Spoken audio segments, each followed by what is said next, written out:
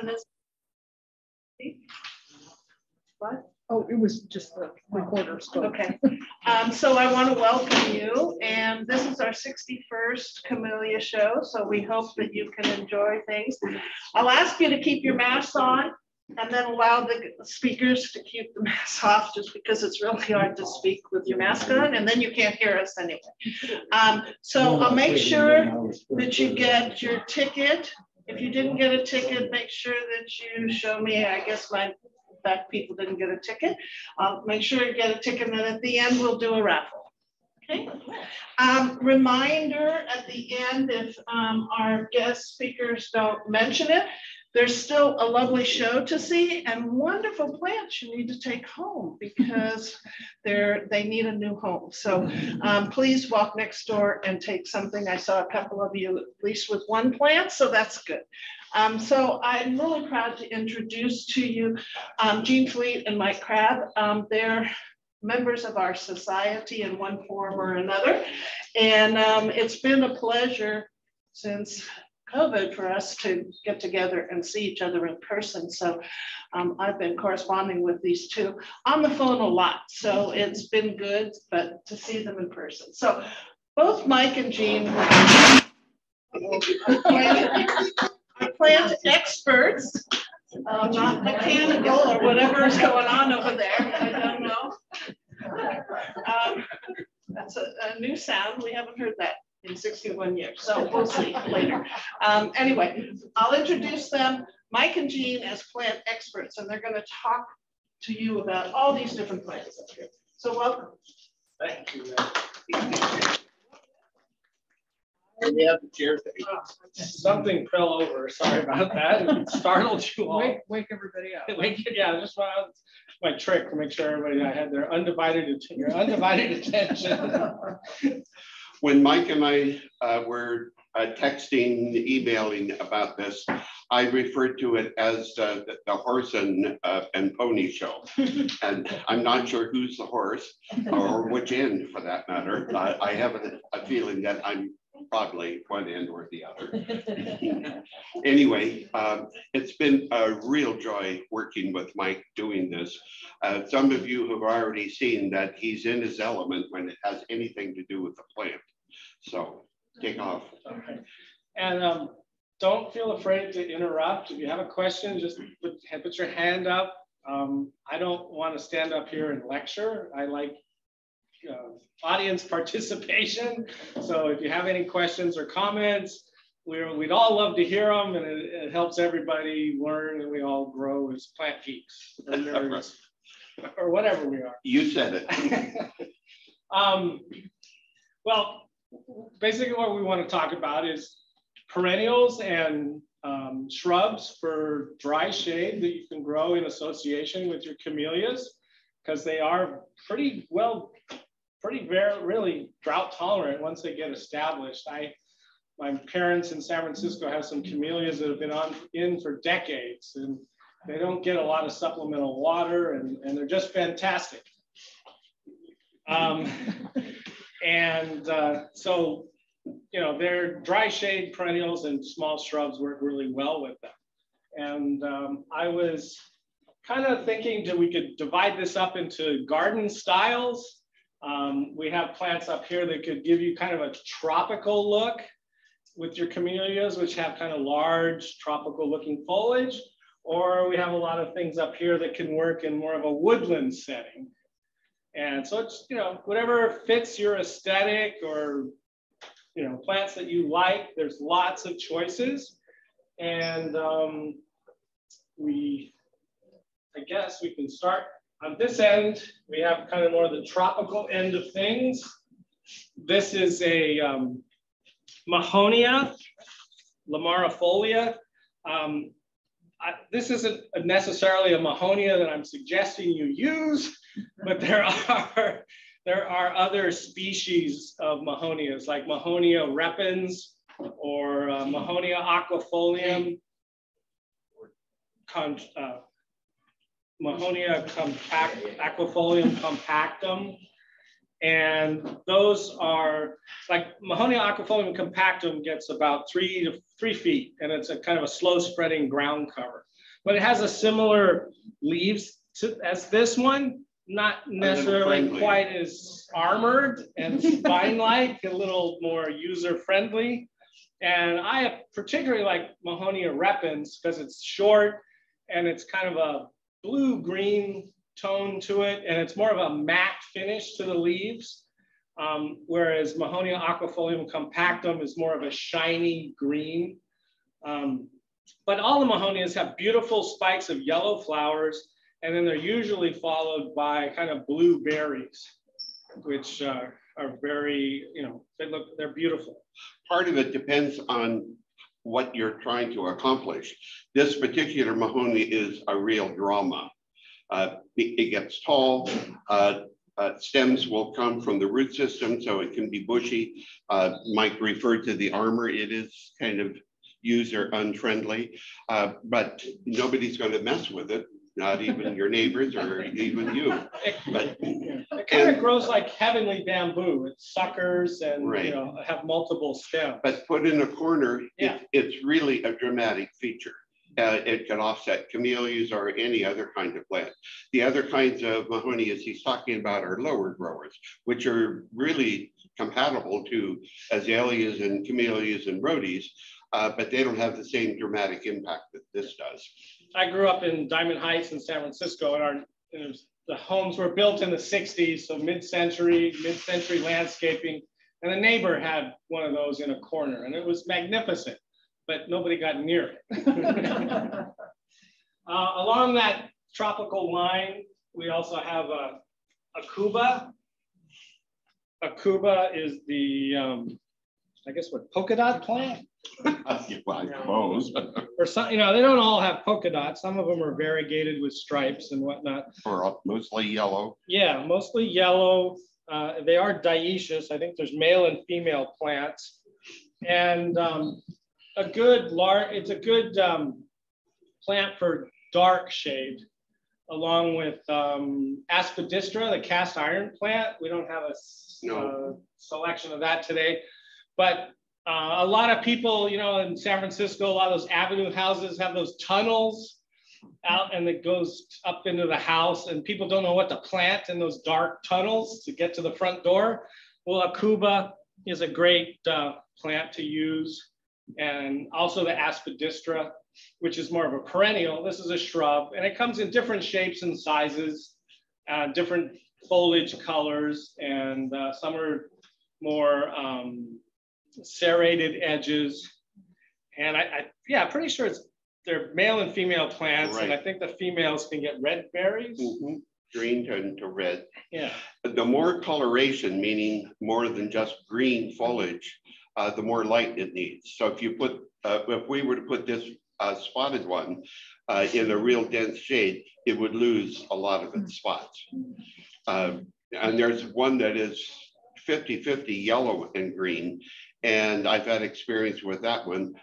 If it gets direct sun for very long, it just sunburns, which is, it's a beautiful plant, but you have to deal with that. Yeah, that's a good point. A lot of your chartreuse plants get sunburnt in full sun, and so they're good plants to put in the shade too. Is anything that has chartreuse foliage. More along the tropical theme, this is Queen's Tears.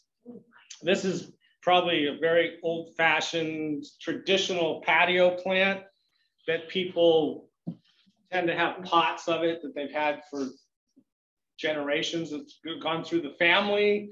And one of those things that you can see how prolific it is. It's one of a plant that you can pass over the garden gate to share it with your friends and neighbors. And these are actually the flowers you see here that are aquamarine and lime green. And then these are bracts, the pink part are bracts. And they're very drought tolerant. You just throw some water on it whenever you feel like it or think about it. And the bromeliads don't tend to have very extensive root systems. So most of their water is absorbed through the foliage. They tend to have like a cup. And then once the blooming plant blooms, it usually senesces, dies back, and then it sends up pups, and hence the clumping habit of it. So is that what happened to my mom? She's sinensis. Your what? My mom. She died. Oh yeah, she's senescence. Yes, definite terminal senescence. When I was 16, we sold our family ranch up in the Redwoods in Humboldt County and bought a nursery in Santa Rosa. And this was one of my favorite plants besides camellias at the nursery, partly because I had the opportunity of dividing them. And it was just fascinating to me to see that the multicoloration of the flower. And, you know, here's another bud. They're really prolific, pretty much all season round. Isn't there a little, in mine, they have a little bit of blue after they. Oh yeah, there's blue in here too. Right, yeah. And there's another variety that has broader foliage and bigger inflorescence too. But it's really versatile. Queen's Tears on steroids. Is that a bromelia? Yes, it is a bromelia. Yeah. Queen's Tears. Queen's Tears I have a variegated one, is the but common. it doesn't seem to bloom as much as the green. Is it the Bilbergia? Virgia. Huh. Well, I think they kind of have to get to a certain age, And this is. and maybe it needs a little more encouragement. Is it in a container? Yeah, I actually put some in the ground. In the ground, See what would do, because I have a strawberry pot. Well, you can see this in a gallon can is pretty full. Right. If they're pot bound, that encourages them to be able to bloom. Plus, you know, like Mike was indicating, once the mother part, there's one single section here that is the, I'll call it the mother, it will bloom, and then eventually, what did she say? You said it died. I mean, I said it died. All right. Well, anyway, I was it a passes. botany major along with horticulture, so I throw in some Latin things in there every once in a while. So it dies sometimes. Yeah. So do they Yes. like to be crowded, or Tend- what yeah, point should you? They divide? like to be crowded. They tend to bloom better when they're kind of crowded. Okay. Yeah. I think we have a bunch for sale at the Arboretum nursery. Yeah, we do. Oh, good. And then, of course, how many people here have mother-in-laws? Past viciousness. How many are mother-in-law? Well, your tongue doesn't look like that. Well, I hope your mother-in-law's tongue doesn't look like this. It This did. She submitted. Growing up, I always heard about that. Little kid, everybody. That's what's in there. Yes, the common name for Sansevieria is mother-in-law's tongue.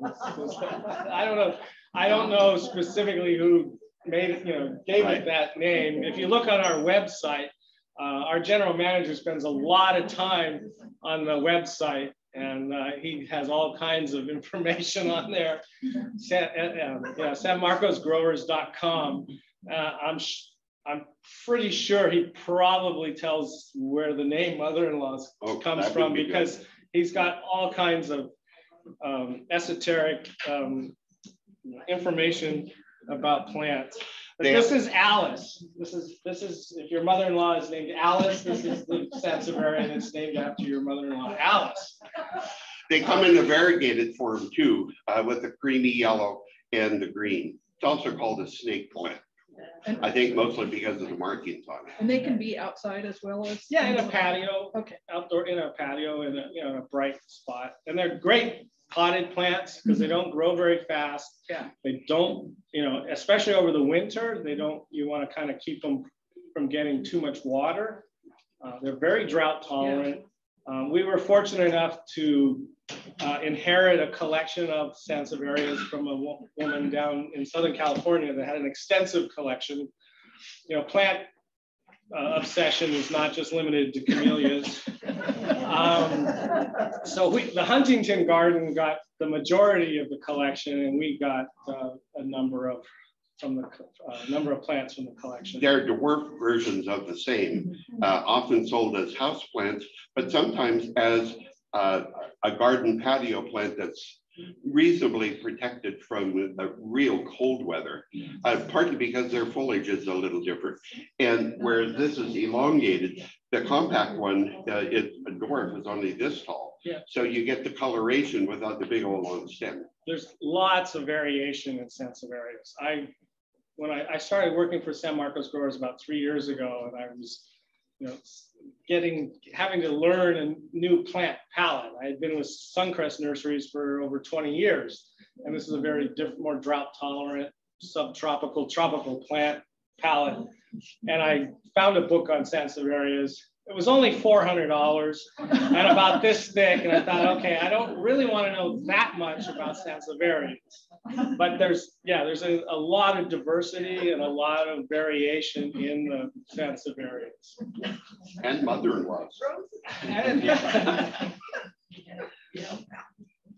then another kind of subtropical plant. This is a cycad, which have been around for millions of years. You can see in the pot, that's the seed. That's the seed from sprouting. This is called the pineapple cycad. And they are wonderful foliage plants in the shade. A lot of them grow in the shade. Some grow in the sun. They like good drainage. They make good potted plants, but you can't grow them in the ground. And they kind of give you a look of a fern because that's, most of the foliage is fern-like, and they don't grow really fast. So it's not like it's going to take over a particular spot you put it in, or how big it's going to get. And you can figure that out.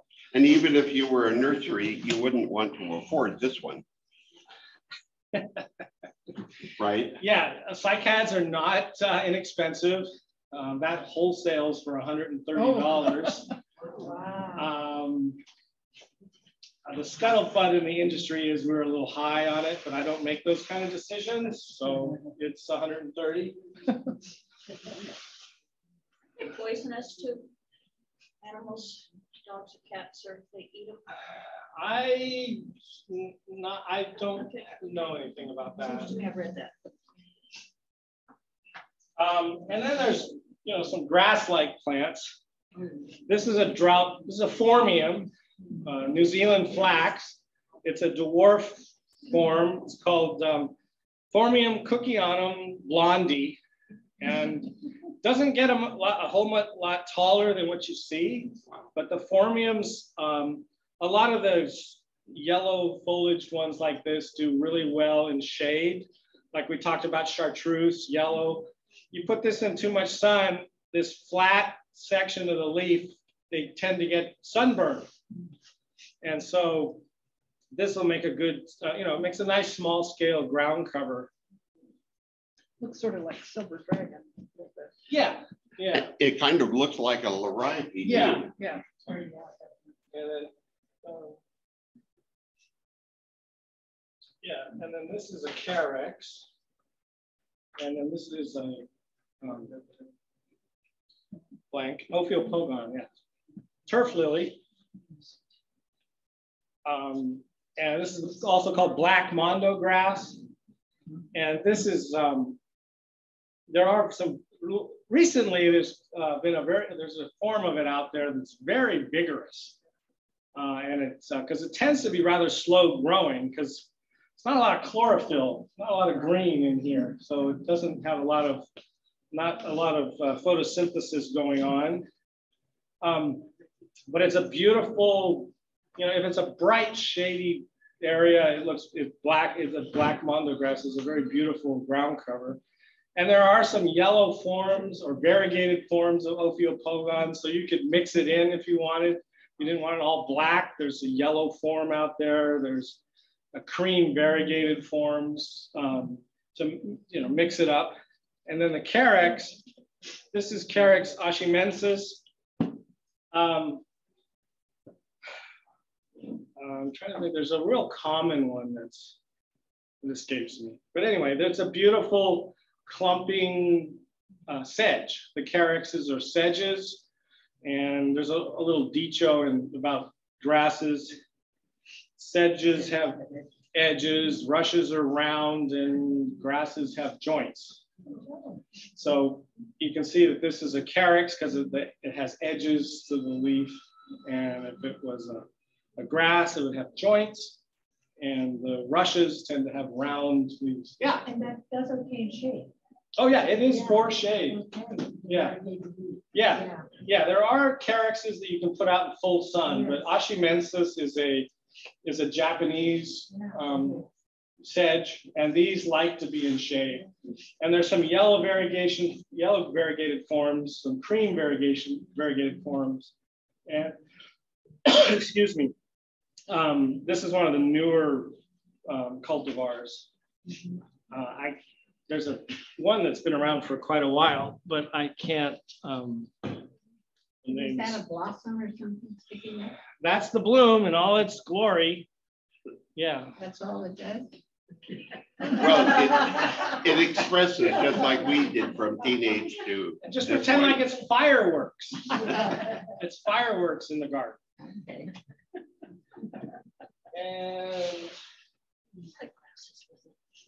And then we have a couple Daphnes here.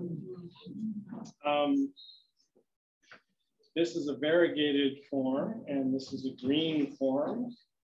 The green, well, this is labeled as marginata, but it's not looking very marginata.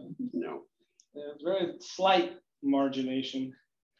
If you've had problem with Daphnes, if you can find a green leafed one, they tend to be more vigorous than the variegated ones, but they all need excellent drainage, not a lot of water, but the fragrance, it's called winter Daphne because it blooms in the wintertime, and the fragrance is well worth the effort. Right now on the peninsula, both the green and the variegated are most likely in bloom, and boy, the fragrance, even before you get into the garden, you can smell it. And dry cultivation, and one of our clients in Hillsborough, they've had for, I think, 30 years, Daphne underneath their redwood trees. They've never died, no problem. And some water in the summer, but not a whole lot.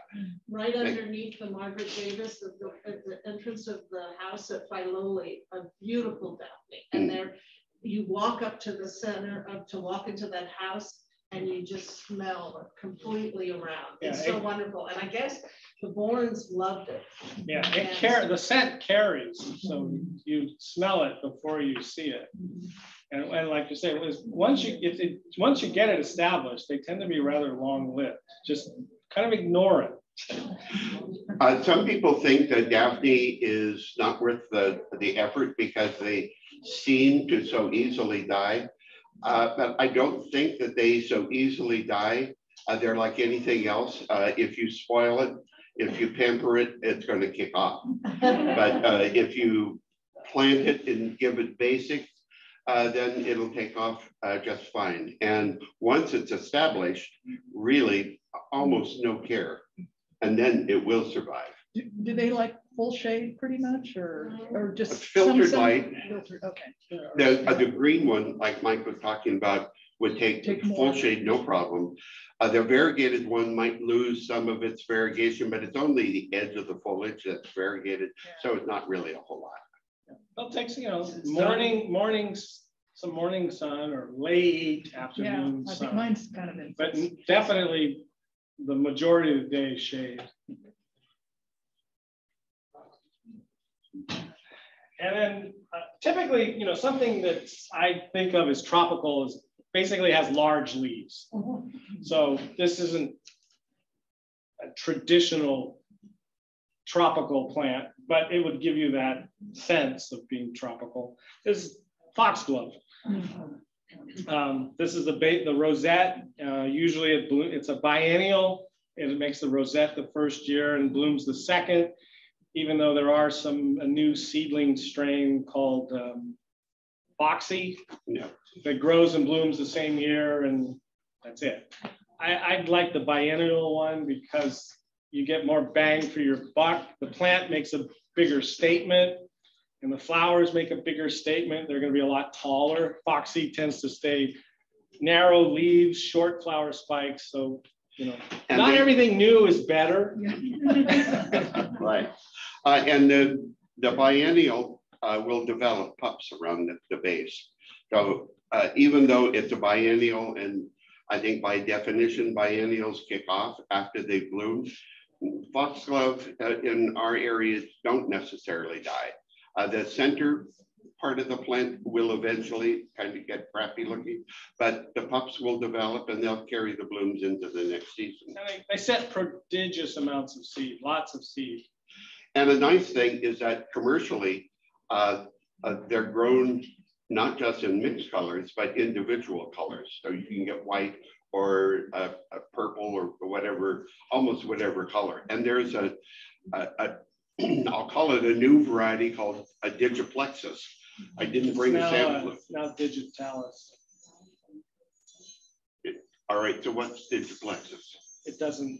It doesn't exist. It doesn't. Okay, so I got the no wrong longer name. valid. No, that was when it first came out. It was called Digiplexus because it was a Digitalis crossed with an Isoplexus. And an Isoplexus is a shrubby foxglove relative from the Madeira or some of those islands off the coast of Spain. I'm not sure if it was the Madeira or the Canary Islands. So when it was first came out, they said, okay, this is Isoplexus, this is a Digitalis, we cross it, we get a Digiplexus. Well, since then, they've now decided, well, we're gonna throw that out. The lumpers are in favor now. You know, in botany and taxonomy, we have lumpers. They like to lump things together. We have splitters, and the splitters like to split things apart. So the splitters had Digitalis and Isoplexus, and then the lumpers came along and decided, nope, it's the same thing. So it's now Digitalis, but it's a very interesting hybrid or plant. Yeah, well, it still is a hybrid. And the flower really is similar in that it's tubular, but it's really not exactly tubular, not like foxglove. Yeah, it doesn't have a long tube. It's kind of a short tube and kind of flared, but it's very interesting color. And I was also going to mention there's other perennial foxgloves that are very interesting that are out there. One that I tried to take to every nursery I've ever worked at is called Digitalis dubia. And it's not because it has dubious plant, but I don't know where the dubia comes from, but it's this cute little miniature foxglove. It has fuzzy green leaves that are white on the underside. And then it has these short little spikes of the most beautiful, shocking pink flowers with dark speckles on the inside. And it's just the cutest little fuzzy, I don't know, I have a thing about gray foliage and fuzzy foliage. And it's adorable. And little cute things. Yeah, right. Cute plants, rock garden plants. Anyway, I haven't managed to get San Marcos growers to grow it yet, but when I was at Monterey Bay, they grew it, Rosendale grew it, Suncrest grew it, but I'm not having any luck at San Marcos growers. If Randy, the general manager, doesn't like it, well, you're SOL. And somebody doesn't know what SOL stands for, just raise your hand. And after the meeting, I'll explain it to you.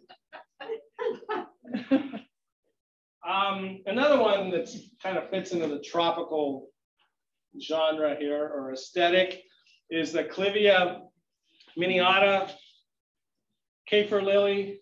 And these tend to have broad strap-shaped leaves and have beautiful clusters of orange flowers with yellow centers, or there's pure yellow ones. And there's other species that have pendant flowers. So there's a number of varieties of Clivia and hybrids of Clivia. And they tend to be long-lived. It has a bulbous root and fleshy roots. And they tend to be kind of a traditional dry shade. And they make pups too. So it's not a hurry grower, but it does multiply that way. Right. Good shade plant. Yeah. And when the yellow Clivias came out, they were like $800 a pop. Then they went down to $400. 200, 100. Now you can get them from, well, I don't know, well, no, actually you can't. You used to be able to get them from Monterey Bay Nursery, but the two partners of Monterey Bay Nursery have since split. And the one left holding Monterey Bay Nursery does not have control over the yellow clivias anymore. So we have to wait till the other partner starts up his nursery before we get the yellow clivias back. We do grow some yellow clivias, but they're not as nice as the ones that Monterey Bay has. So if you're really into yellow clivias, the future nursery will have them again. Yeah. There's also a gorgeous orange. Yeah, that's the more traditional Yeah, color. okay, that one is stunning. Yeah, there's Monrovia. I have a clump like this that's probably been in the ground since the 80s.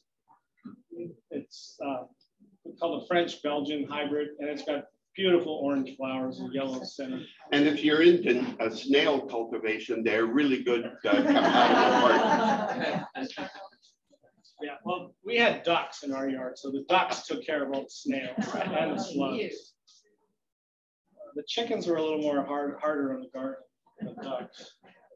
I think. But while Mike is coming up with another plan, I did have an experience where I lived right at the beach. I had a garden that I would try and plant, and the snails would come along and eat almost everything.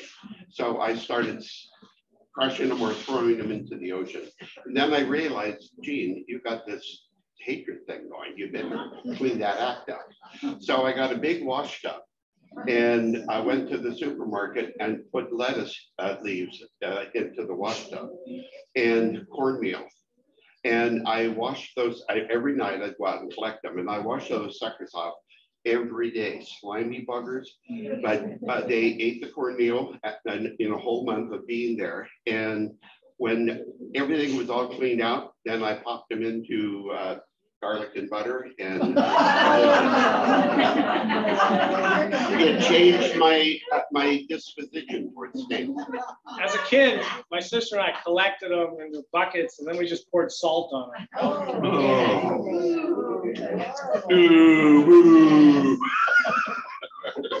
Or was that the Silver Tree Day Camp people that they got a point for every snail they collected? They would come in the summertime and just rape and pillage the natural area behind us, and they collect everything they could find, and they got points for it. And especially a high point item was a garter snake. And I had garter snakes as a kid, so they always wanted us to give them garter snakes so they could go take them back to the camp and get points for them, because it was a competition. They all wore neck scarves, and they were different colors. And so they were divided up into teams, and they got points for everything living and crawling in the canyon, Glen Canyon, and be collected. Anyway, hopefully they've moved on from that. I don't know. Last but not least, in the tropical theme is, this is a centrum. Not centrum. That's a vitamin. This is cestrum. Cestrum. And this is the red cestrum, Cestrum noellii. These are in the nightshade family, so they're poisonous. Deer usually don't eat them because they're in the nightshade family, but a friend of mine in Pacific Grove says the deer that are walking in her neighborhood every night, every evening, they munched her cestrum. But this is a red flowering form. It's kind of a suckering small shrub. They come in colors of kind of yellow and orange, and this is red and pink. And it's... Is it the leaves that are poisonous, or the flowers? Well, the whole thing is, it's in the Solanum family, so the whole thing is poisonous. So are all cestrums shade loving, or kind of varies? They could be in a fair amount of sun too. I mean, yeah. Here we live kind of in paradise, and so with all the humidity we have, they can grow in a fair amount of sun. Yeah, because we have. And they respond really easily. If yours is just too big or getting woody, whack it back and it'll fill itself in. And this wouldn't be for dense, dark shade. You know, more out towards the edge, where there's light coming in from the sides. Yeah. And then now I think we can get to kind of more of the woodland theme. And we definitely have an assortment of ferns.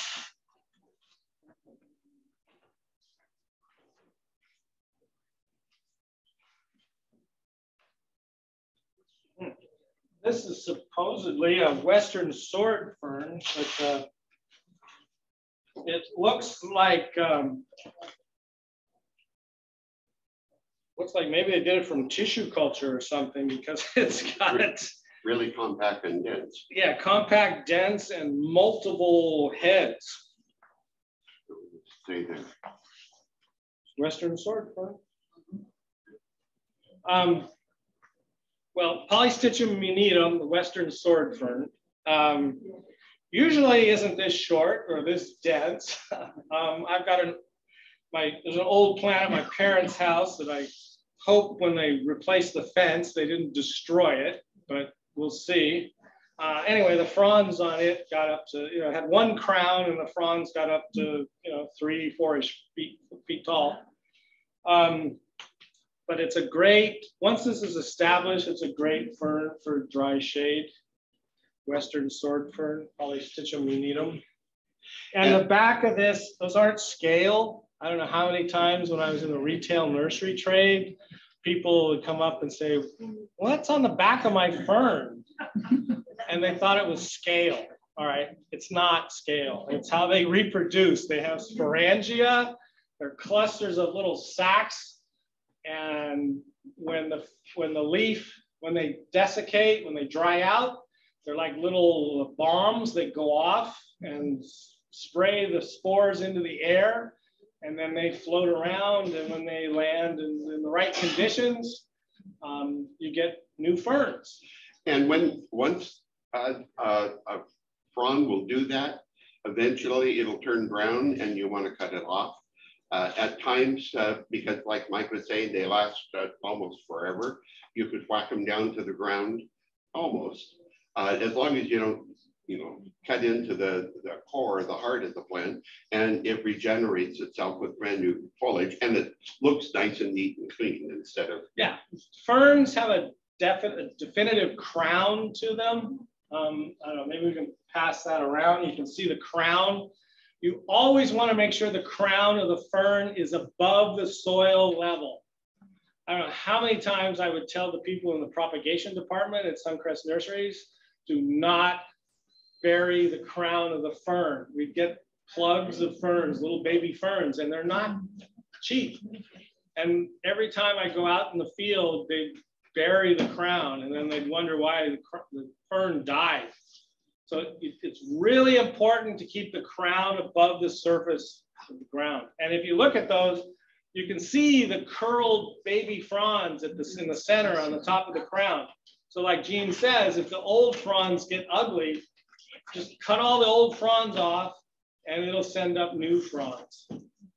Can you divide them, like cut the crown, or will that kill it? Well, like this one has multiple crowns. Okay. Yeah, if you were gentle, you could do it. Yeah, and eventually those single plants sometimes will develop multiple crowns. Yeah.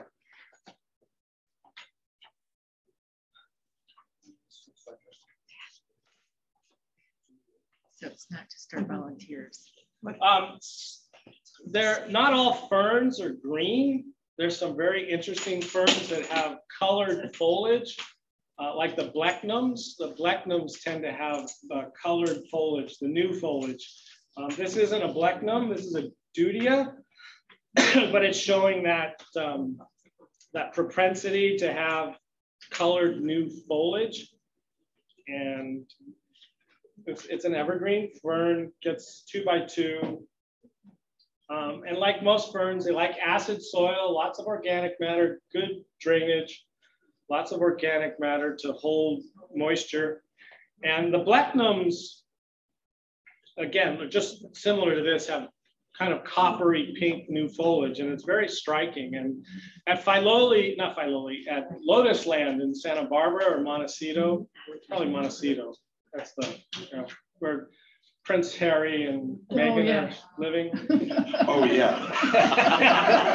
Lotus Land has an oak forest, and the underside of that, the understory of that oak forest are begonias, ferns, and bromeliads.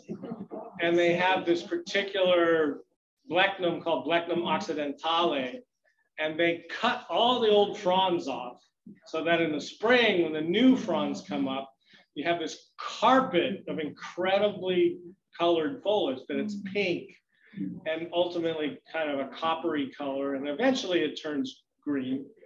But it's extremely, very striking. And then another, you know, a good way to determine if you have a drought tolerant fern is if they have thick, leathery foliage. And the Western sword fern does.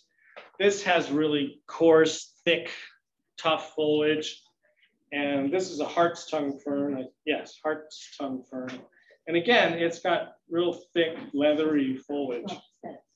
And again, you can see this is a frond that's getting ready to produce spores. And this is one that is producing spores. And if you ever want to get into fern propagation, you just cut off a frond like that, stick it between a folded piece of paper with the fern, the underside down, and as the fern frond desiccates, dries out, those little sporangia burst open and drop the spores, and you get what's called a spore print. But don't sneeze or cough, or they'll all be gone into the air. But fern propagation is kind of a specialized thing. You need to sterilize your soil, because otherwise algae and fungi and mold kind of outcompete the fern spores trying to reproduce. But there's various forms of the hart's tongue fern. The Victorians, oh my God, talk about plant mania. They collected every shape, size, and form of fern that they could find. And, you know, it was kind of like, I guess greenhouses were new and glass was new, or they developed foundries so they could produce the structural iron, cast iron, to support these greenhouses made out of glass, because they just went crazy with ferns and other tropical plants. And camellias. Yeah. When the Brits were tired of importing from Asia tea, they thought, well, we're going to grow our own Camellia sinensis. And they had, besides the ferns, in their greenhouses, all of these Camellia sinensis. Well, actually, it wasn't Camellia sinensis to start. It was a Japonica camellia. There's probably a blossom out there somewhere called alba plena. That was what they first had received. You remember that from when Meg and I talked the other Sunday, right? Anyway, so yes, ferns and camellias and citrus in greenhouses.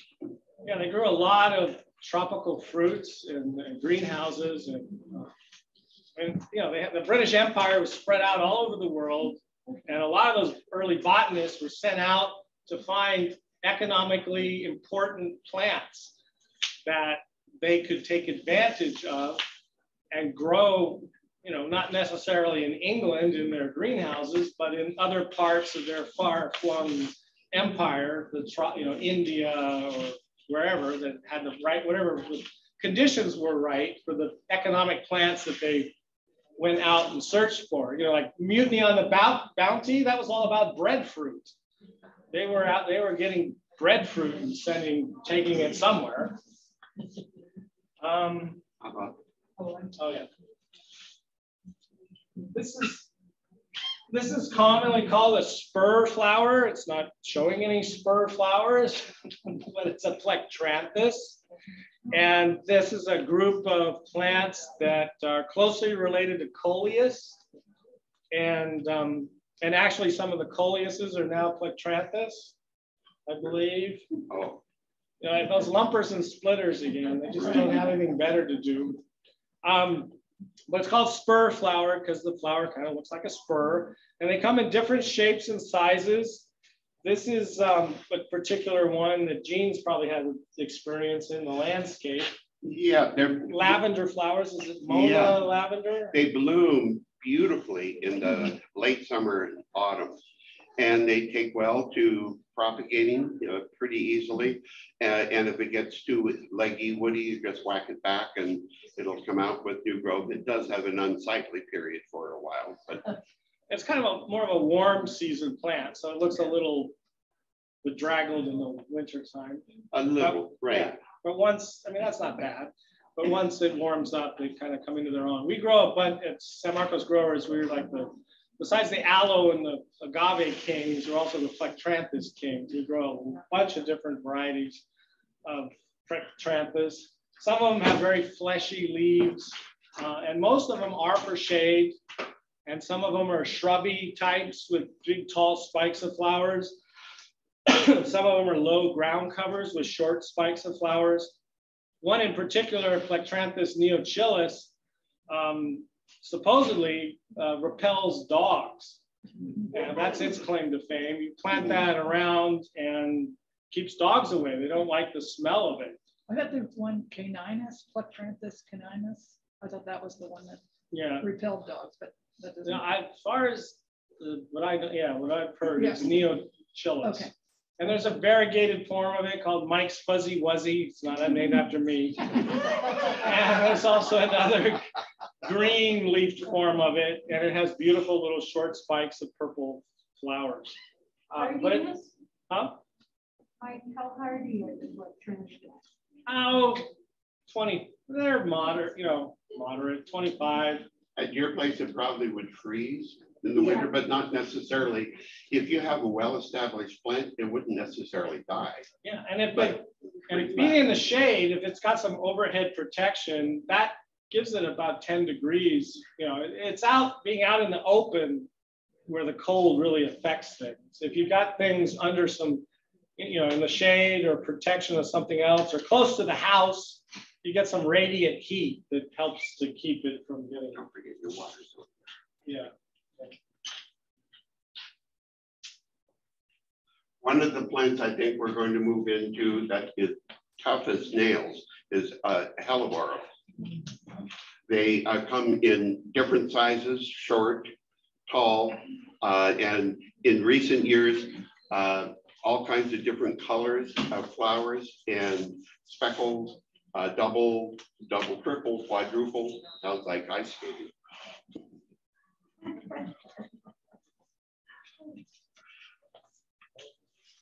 I borrowed one of this particular one from Half Moon Bay Nursery. These two are grown by a grower in Pescadero on the coastside called Cervasco. They seemingly only sell to Home Depot and Lowe's and places like that, but they do some pretty incredible ones. Like this one, when I first got it, it's called Glenna's something. Glenna's Gloss. And when I first got it, it was a pure white blossom with sort of a lipstick purple edge, just at the edge of the blossom. Now, these are a little bit older. They show some of that original coloration. Very durable plants. Philoli has not more recent versions of the Hellebores been in the woodland garden. And whether they do it now, the gardener every autumn would cut the foliage down to the ground. So because it gets kind of ratty looking by the end of summer. Then in the middle of winter, when the new flowers come, there's no foliage to obstruct the vision of those beautiful flowers. And then of course the new leaves come on before the flowers are finished. And eventually they get kind of faded and, not really as attractive. Yeah, that's kind of the modus operandi for the older hybrids of Hellebores. This is a selection, this is more of an older type, well, it's a new hybrid, but along the order of the older Hellebores, what was called Hellebores X orientalis. X orientalis or X hybridus is just a catch-all name for hybrid hellebores, that they tended to have, see how this flower faces down? A lot of these old ex-hybridis or ex-orientalis hellebore types all had downward facing flowers. What's new about this one is that it's not a single, it's double, triple, I don't know, whatever you want to call this. Right. We get, I don't know, people, I prefer what Mother Nature created. You know, man doesn't always make things better, but that's a personal. And if you're into these really exotic looking ones, Wayside Gardens, a mail order place, I think in Ohio or wherever. Yeah. Anyway, they have a whole range of them.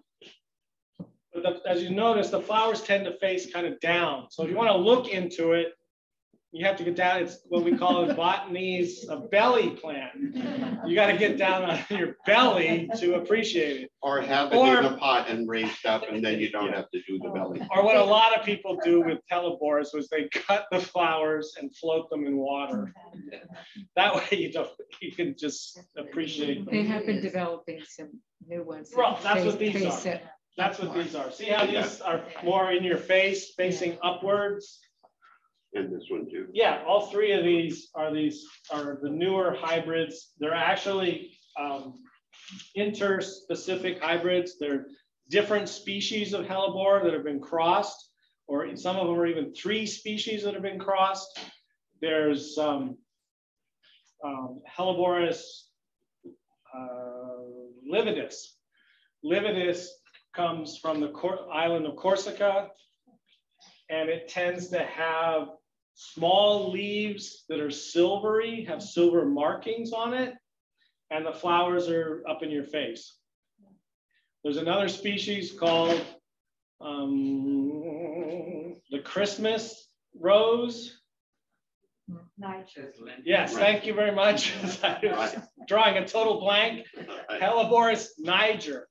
And so what they've done is they've crossed niger and lividus and come up with, I'm pretty sure this has got lividus in it because you can see the silver markings on the leaves.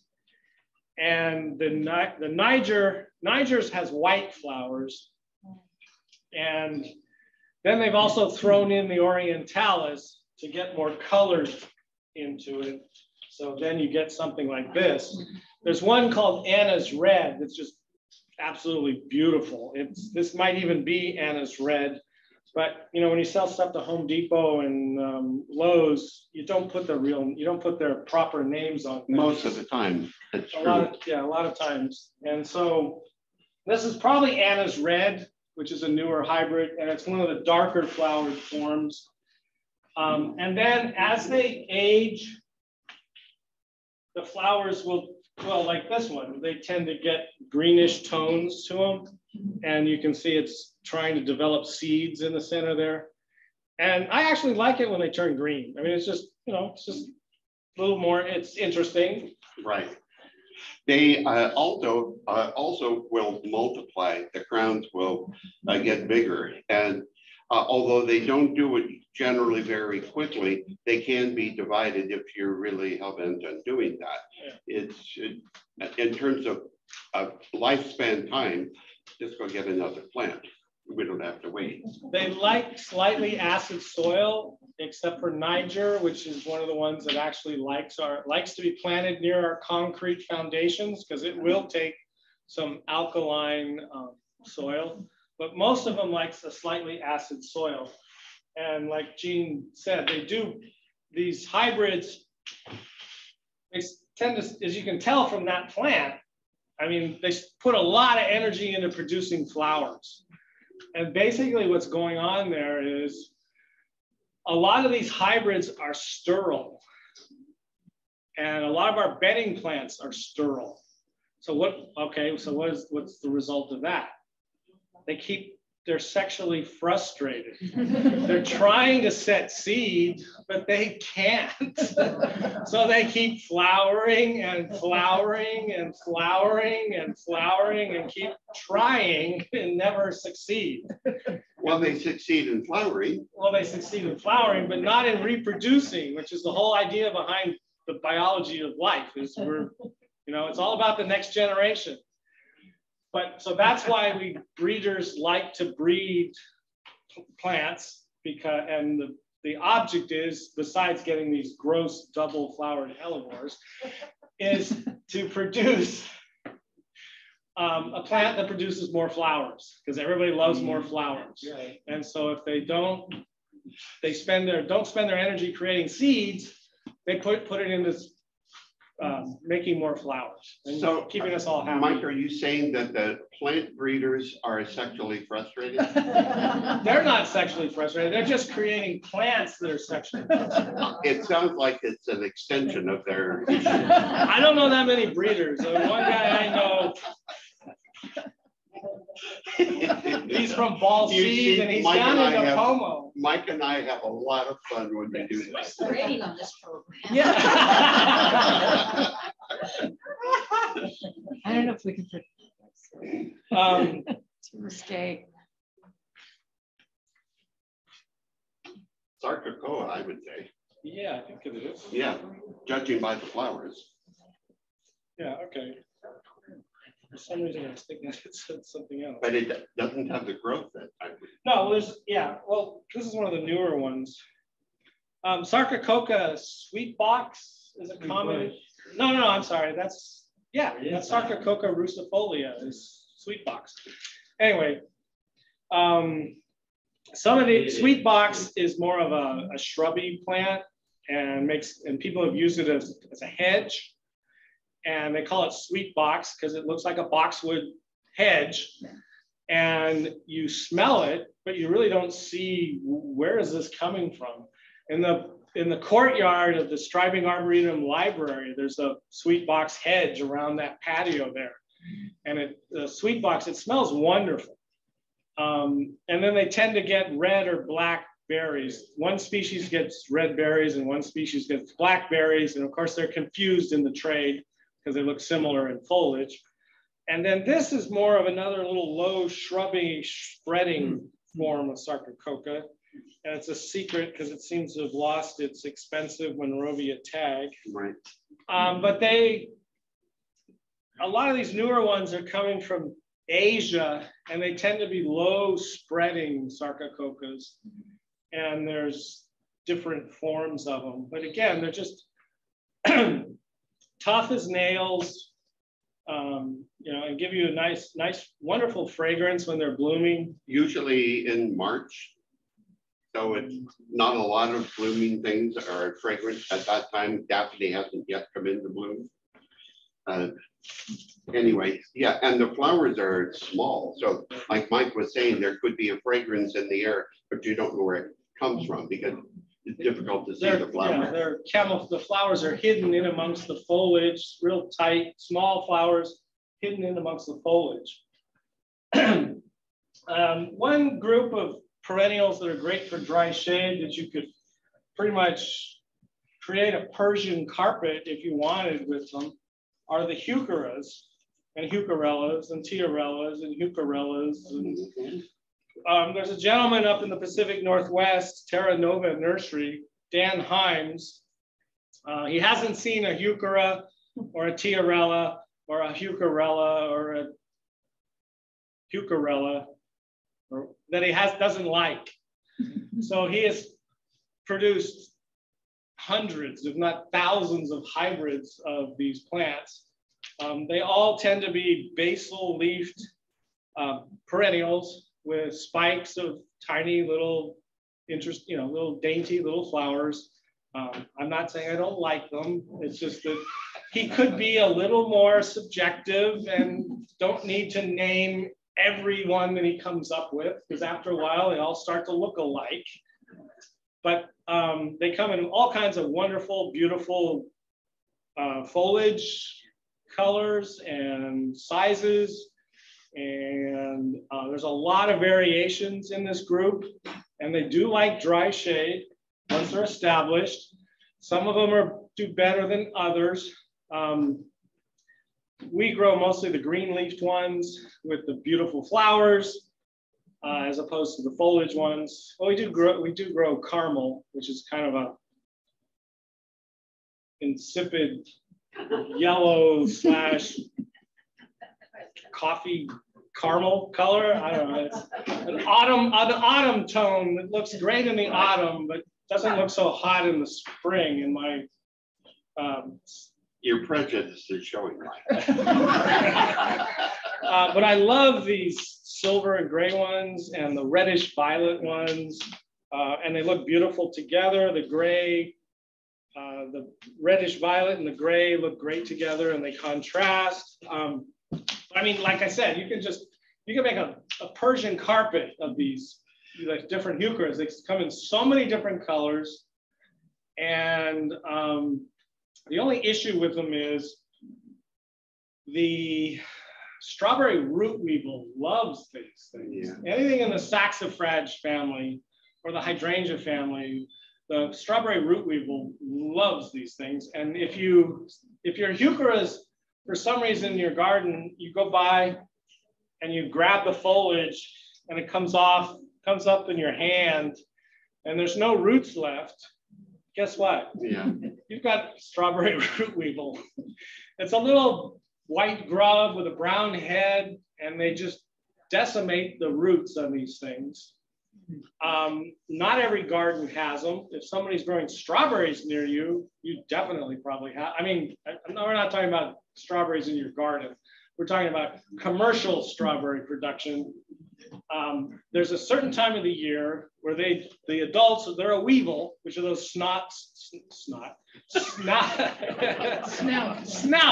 nose beetles that have the little curved head. That was an accident. That wasn't on purpose. You're right. And that's what the adults look like. And they're a really hard-shelled beetle. There is a certain time of the year that you want to do like a preventative spray, or I don't know, maybe you just put dolomite all the way around your heuchera plot, and then they'll basically what that does is dolomite is the skeletons of diatoms, which are like microscopic sharp shards of glass, and so it scratches their chitin, and it they dry out because it ruptures their integrity of their chitin, and so they dry out, and that's how they die. So sounds like you should be a coroner.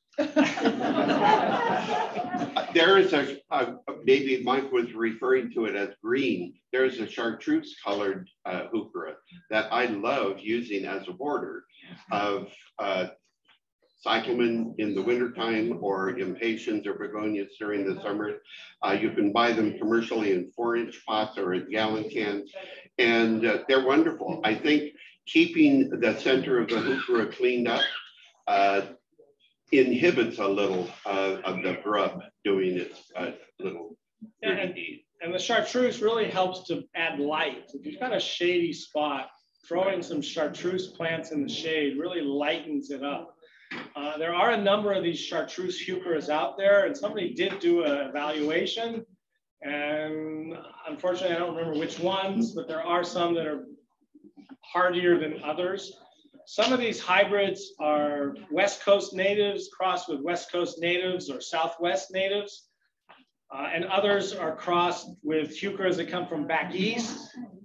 And so I have a sneaking suspicion that the ones from the back east are not quite as hardy in our climate as the ones that come from Western heucheras and Southwestern heucheras. And so there are some chartreusey ones that just don't hold up very well.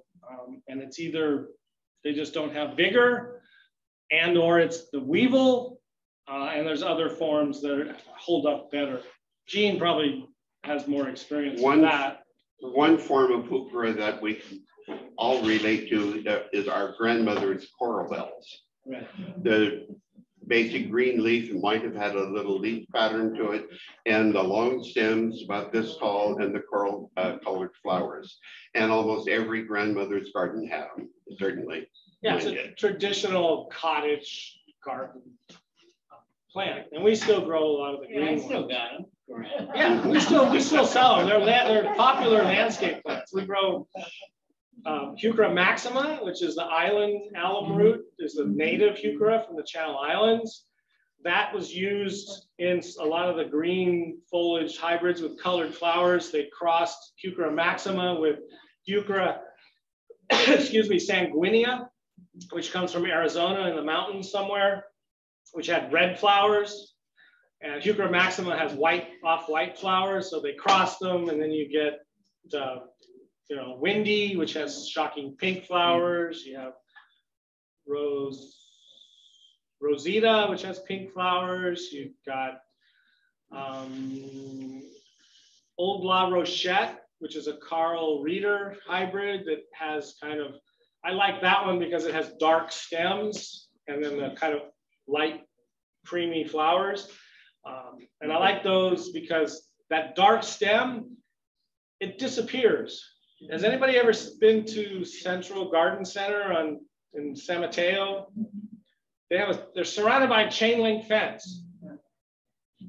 How did they make that chain link disappear? They painted it black. The whole circular cyclone fence is black, and your eyes just don't even register that cyclone fence. Your eyes focus on the beautiful plants when Joe de la Parra ran it, your eyes focused on the beautiful blooming plants that Joe had displayed on the inside of the fence and outside of the building. Black it disappeared. Well, it's the same thing with these dark stems on salvias and on the Heuchera Old La Rochette. And also Heuchera micrantha, which is the native species that has dark stems and light flowers. But anyway, the Old La Rochette is probably micrantha crossed with maxima because it's got bigger leaves like the maxima and the dark stems like micrantha, but the flowers are more like maxima. But anyway, and so and it also doesn't get the Heuchera rust. There's some of them just opal. I planted that in my mom's yard and it just gets covered with Heuchera rust. But anyway, that's where a lot of these green leafed ones with nice flowers came from. They're so subtle.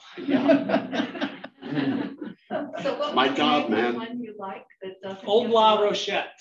Old La Rochette. Rochette. And I only know that because I took 3 years of French in high school, but now I speak Spanish. And when I started doing Spanish, they told me you have a fantastic French accent. But when you work in the nursery industry, most of the employees are Hispanic. It helps to learn Spanish very quickly because it's a lot easier for me to learn Spanish than it is for them to learn English. My foreign language teacher in high school told me he could speak 9 languages. He was Italian and he spoke 7, 8, or 9 languages. And he said English was the hardest language to learn.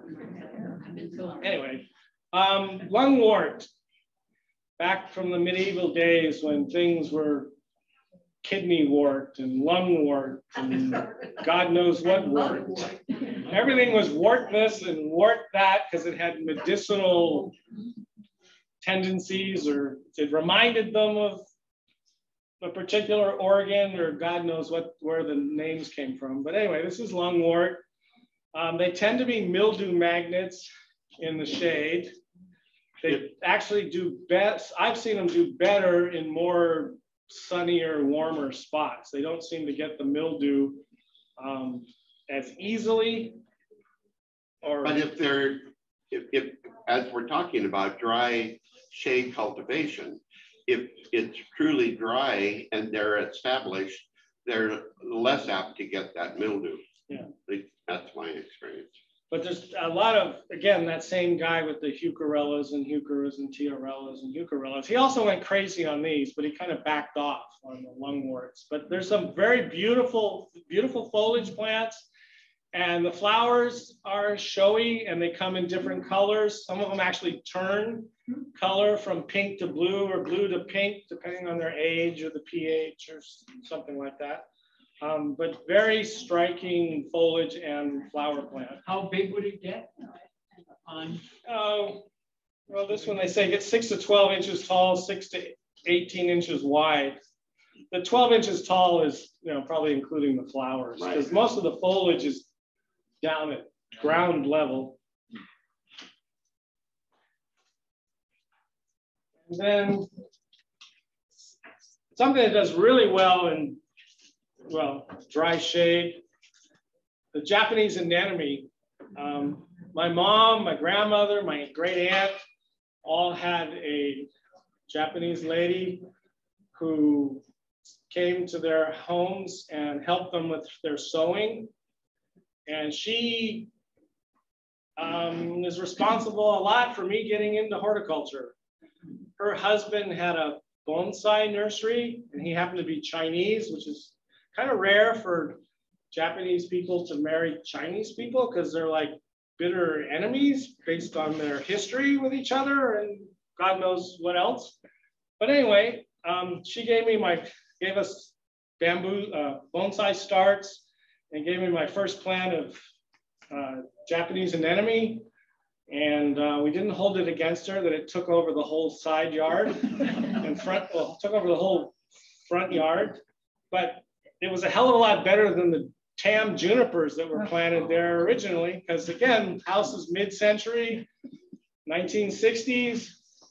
The whole front yard slope planted with tam junipers. Well, yeah. The other side yard down the side of the house, tam junipers. Until my mom found out she's allergic to conifers, tam junipers. So they got ripped out very quickly. She likes rhododendrons, and I try and stick some camellias in there when I can. But anyway, we have a beautiful, now, unfortunately now the polygonatum, the little ground cover with the chevrons on the leaves, it gets the little pink balls. That is taking over the yard at this point. So it's out fighting or out competing the Japanese anemones. But beautiful perennial plant with, I love single flowered flowers with big heads of stamens that look like poppies or anemones or ranunculus, those things. As a kid growing up, I always bought ranunculus bulbs and anemone bulbs and soaked them in warm water overnight, and then planted them. And I love bulbs because it's like this little surprise package. You plant it in the ground and you don't know what you're going to get, and then all of a sudden leaves come and flowers come and bingo. Kind of the same thing with the Japanese anemones, but they're really tough. Beautiful colors. Beautiful colors. Yeah. Basically white or pink. But then there's been lots of playing around with them so that you get bigger flowers, smaller flowers, bicolored flowers. Yeah, and there's some newer hybrids that are from different species that are really pretty. They're short, little, more like rock garden anemones, but they're white flowers, but the backside of the petals is this beautiful kind of mauve-y, purpley blue color. One of them I think is called Swan. And they're just they're gorgeous, the back sides of the petals. And then, this is a Virginia. Anybody know what its common name is in England? Pig squeak. What's louder? Pig squeak. Yeah, pig squeak. I guess.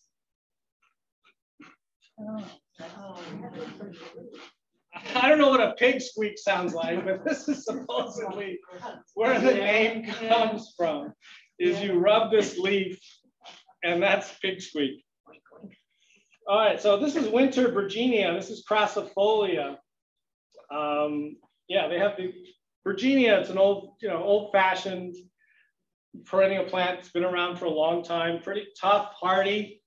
Newer hybrids of this have wonderful, beautiful reddish tinges to the foliage in the wintertime.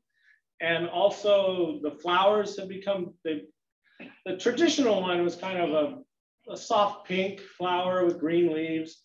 But some of the new hybrids are a deeper pink flower and then reddish foliage tinge to the foliage in the wintertime with winter chill. Didn't this used to be called saxifrage? Yes. That's before my time. here. Very good.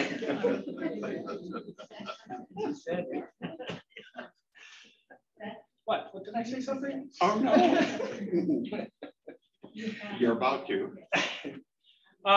This is one of the, well, besides the Western sword fern, this is the only other native I have up here, unfortunately. Unfortunately, that's part of the problem with the change in management at Suncrest Nurseries. When I was there, we grew 600 different cultivars of native plants. Unfortunately, now I think you could probably count the cultivars of native plants that grow on your 2 hands, and if you're lucky, maybe your feet, from 600. This is Catalina perfume or Catalina currant. It's a ribes. Ribes are currants or gooseberries. Anybody know the difference between a currant and a gooseberry? Size. Try again. The fruit and gooseberries have thorns Yeah, on the right. fruit. Stickers, prickles, right. whatever you want to call them. I won't get that botanically correct on you. The currants are smooth skinned. Most of our native currants are large shrubs that have beautiful tassels of flowers that open up from top to bottom. This is a Catalina island endemic, which means it's found, well, actually, it's almost endemic. Endemic is something where it's only found in one particular spot. There's actually some ribes viburnifolium in Spooner's Cove in San Diego. But that's the only other place in the whole world it's found besides on the Channel Islands. It's called Catalina currant because it's a currant, because it has smooth berries, or it's called Catalina perfume because if you rub the foliage, it has a very nice, fresh scent to it. And it's blooming in all its majestic grandeur right now. They're cinnamon, little tiny cinnamon colored flowers that kind of match the cinnamon colored stems. And they're like little puffs, little tiny little flowers. What's that white? That's probably just Greenhouse spray? no, it's probably salt, mineral deposit from the water. But pass this around and rub the foliage. It has a really nice fragrance to it. Anyway, it makes a nice ground cover for dry shade. It tends to have an arching habit, so it doesn't grow up. It kind of grows up and then kind of falls over.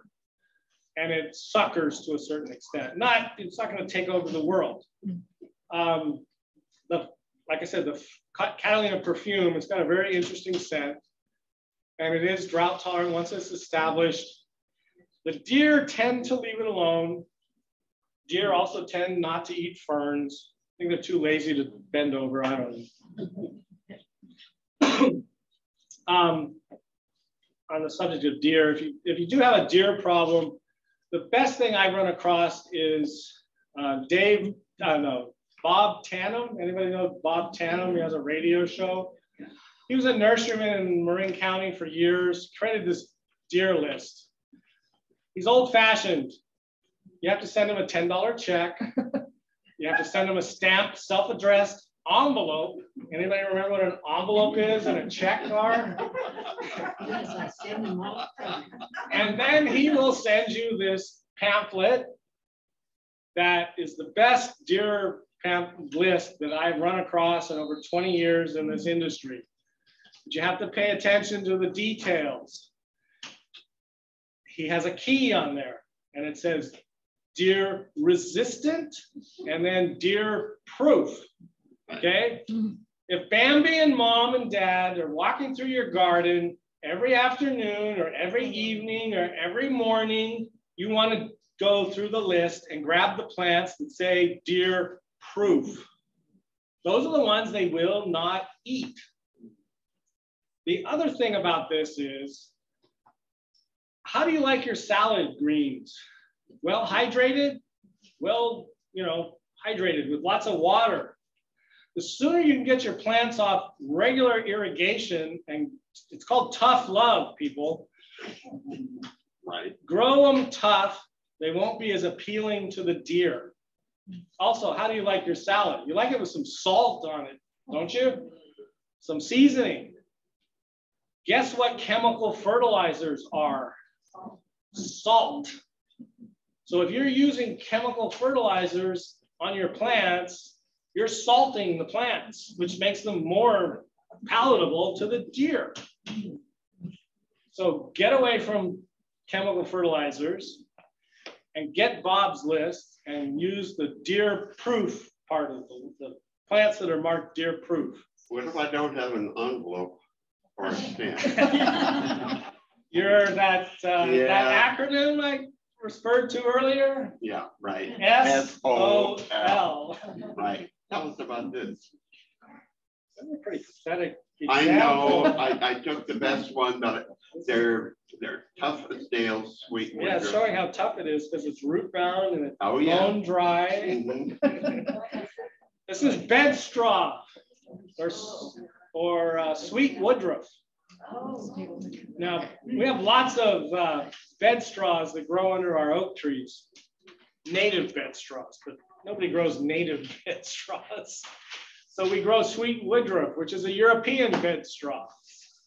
The cool thing about our native ones, you know what Velcro is, right? Well, our native bed straws are like Velcro. You grab it and it'll stick to your clothes because it has little recurved, tiny hooks on it.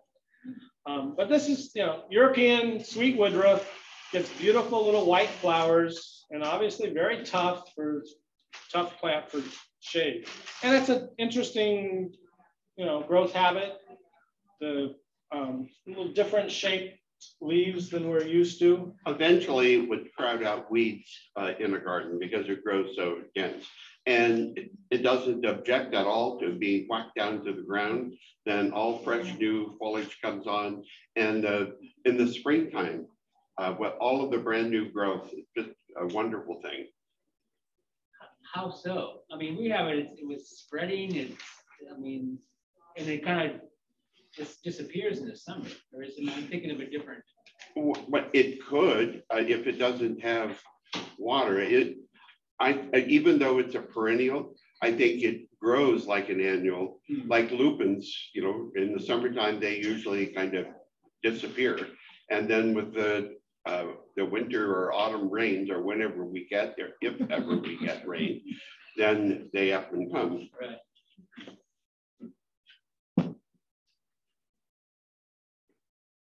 And then we have another shrub. This is Pieris, the lily of the valley shrub. Anybody remember Farwell's rhododendrons up on Skyline Boulevard? My mom went up there because I said she liked rhododendrons and bought some Pieris. And they went back there a couple of years later, and my dad was complaining they weren't doing anything. And Mrs. Farwell asked my mom, or asked my dad, or asked them both, are they still alive after 4 or 5 years? And he said, yes. Well, then you're doing damn good. Yeah. They are kind of temperamental to get established, but we now have 2 Pieris in our garden that are, well, one, the white one that gets pink new growth is blooming its head off. And then there's another one that's got really ruffled leaves. The leaves are just undulating, like waves on the ocean. And that's gotten pretty good size too, but it doesn't seem to bloom that much. Whereas the white one with the reddish, pinkish new growth is blooming, like I said, right now. And it's about this tall and about this big after God knows how many years. And the other one with the wavy, curly leaves that's in the backyard is about like this, about like that. These develop the buds in the autumn. So even part of the beauty, this is a variegated form, but there are all green leaf forms. Some of them with larger leaves, foresty, and the brand new growth looks forest red, and big spires of clusters of flowers are of the heather family. So they have the same kind of flower that heather would. Yeah, lily of the valley. And then there's forms of it that, like, what's your name? Like Gene said, that have reddish new growth, pinkish new growth. They have large flower heads, so there's a lot of variation between them. I think at Suncrest, I sold one that was called Pieris forestii. That's the tall growing one, bigger leaf. Or, oh, no, I'm sorry. Mountain Fire is one. Mountain Fire, yeah, that had a beautiful new growth. No, it was Rukinensis. Pieris Rukinensis. And it had this Japanese name, and I'd never seen it before, but it had beautiful, larger foliage than this and larger flower heads and bronzy new growth and kind of a short, compact habit. And then there's the flower color on these things can be range from white to almost a pinkish red or in between. And they are in the Erica family, Ericaceous. And so most things in the Erica family, like rhododendrons and manzanitas and Ericas and Pieris and anything with those urn-shaped flowers, we all know what urn-shaped flowers look like. They have, and even the madrone is in the same family. They have a mycorrhizal association that helps them survive. And I believe that that's the problem with why these things don't get established and take off quickly, because they're missing their fungal partner that's supposed to be living on their roots. And it's hard for us as growers to get that, to inoculate these plants with the mycorrhizal. And no matter what they say in the nurseries and no matter what you buy that says it's going to inoculate your plants with mycorrhizal, it's a bunch of hooey. The only thing that works is Mother Nature. A lot of people, when they'll plant a madrone or Pacific madrone, the native madrone, they will go out to where the madrone is native and dig up the soil from that native madrone forest. That has the mycorrhizal fungus in the soil that that plant needs. And so when you plant that, your Pacific madrone, you dump that soil in the bottom of the hole and you plant your madrone on top of it. And that's how you get them to survive. At Suncrest, we would try and grow Pacific madrones. We were lucky we'd get 20 plants. We'd be lucky if we get 5 to make it to a 5-gallon size. We'd be lucky if we could find somebody to buy 1 or 2 of them. And they were probably lucky if they got it to survive. That's why you see Arbutus marina in the landscapes so much, even though it gets to be a monster. Yeah. I mean, the original plant in San Francisco, I don't know if it's still there, but I think it would fill up half this room. The original plant from the Pan American Pacific Exposition in 1918. Huh? Oh, 1915, yeah. Pre-pandemic. Yeah, pre-pandemic. Right. You remember, Chief? Yeah. He's old, but I don't think he's that old. Not that old. Mike, where is it? Where's what? That gigantic. It's in, it's off of Stanton Street, I think. It's in Carl Reiter's old garden or his old landscape yard. His son and daughter-in-law, I think, live on the property. But you see plants that say Carl Ritter. He was a famous, infamous landscaper in San Francisco that has a number of plants with his name on it. There's a thyme, there's a rock rose, there's old La Rochette, the Fuchsia was his hybrid. But I guess he got a hold of that original Arbutus marina, which they didn't know, it wasn't properly identified when it came over from Europe. They think it's a hybrid of, there's 2 or 3 madrones that are from Europe. And they think it's a hybrid of 2 of them.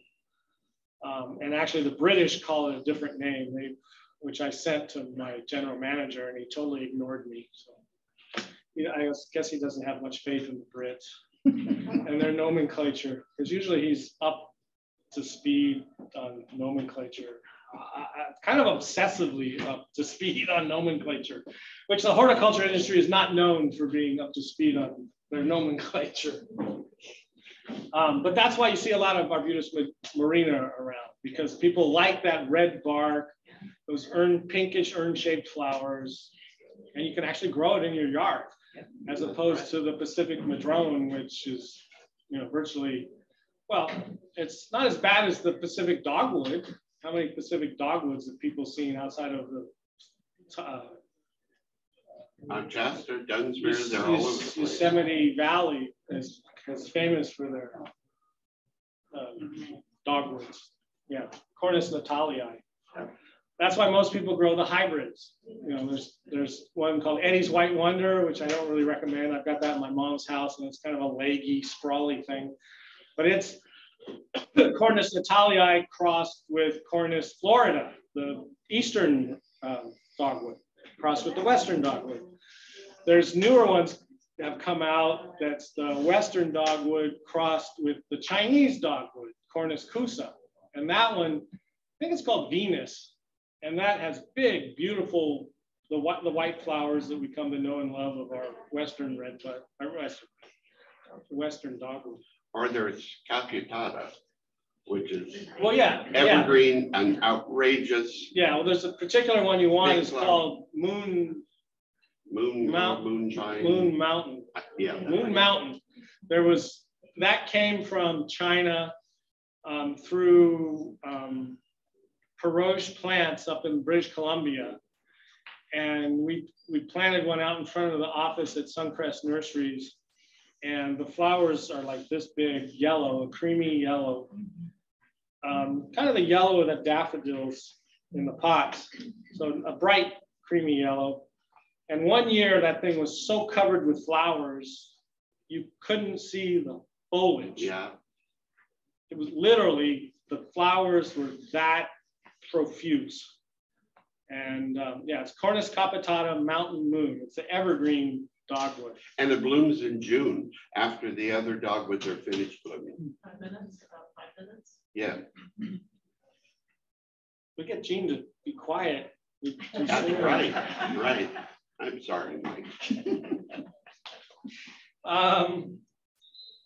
You talk about azaleas. Azaleas are great plants to have as companions to camellias and ferns. They're like camellias, basically shallow rooted, like the same kind of acidic soil. And there are different forms. This one is coral bells, karumi type. Nuzios brought certain karumi azaleas from Japan. They're urd shaped, whereas the Belgian indica azaleas go more horizontally. Karumis are more vertical. So you could fit more in your garden. Filoli has a kind of karumi azalea called, all right, Carolyn? Ward's Ruby. Yes, right. Beautiful deep red. There are a few patches at Filoli worth seeing, and they'll be in bloom probably in another month, I'm guessing there. We could go on and on, but Mike is going to talk about this deciduous azalea. We actually have a native deciduous azalea. Rhododendron occidentalis. They're all rhododendrons now. They're not azaleas anymore. They're now rhododendrons. But Rhododendron occidentale, and there's a place up in Mendocino County. I don't remember the name of it, but there's like this hillside up there that's covered with Rhododendron occidentale. It's like Western azalea heaven on earth. And lots of people, I've never had the privilege of going up there and seeing them, the plants not even in bloom, but other people have told me it's spectacular, and people have made selections from up there. But it's very hard to find our native Western rhododendron or Western azalea. But like everything else, you know, when David Douglas and other plant collectors came over here from England, they went crazy about our native plants and took them back to England. And one of them they took back was our Western azalea. And they used that in their hybridization and came up with some of these deciduous azaleas. And the other thing about our Western azalea is it's fragrant. And so they were able to incorporate fragrance into these hybrids of deciduous azaleas. And our Western azalea tends to have kind of white flowers, maybe with a blush of pink, but then it has a darker eye to it. But it's an incredible scent. And these, there is a garden in England called Exbury, and many of the azaleas that we have here, like this, bud up in the late summer, autumn.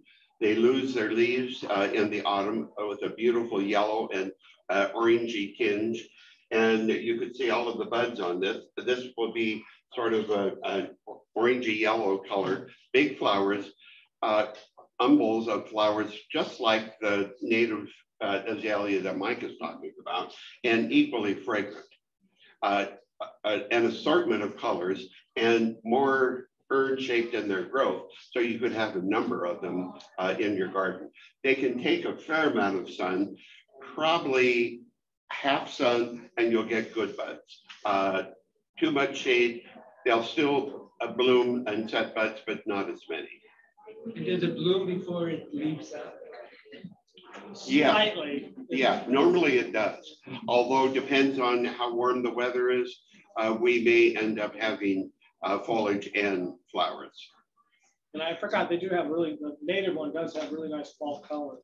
So Right. Carried on into the hybrids. Meg wants to do a raffle. So first of all, let's just give them a round of applause. Yeah. You guys, because you were here. Great. This is great to be able to hear plant talk. Oh my goodness. Yeah. Okay, so there's two. Well, it's so wonderful to see real people. Yeah. I mean, we have been, so many of us, Zooming, and Zooming is a great thing. I finally learned how to do it. I'm happy for Zoom, but I'm even happier that we're all here. You can ask questions after I'm done with the drawing. We really want to encourage you to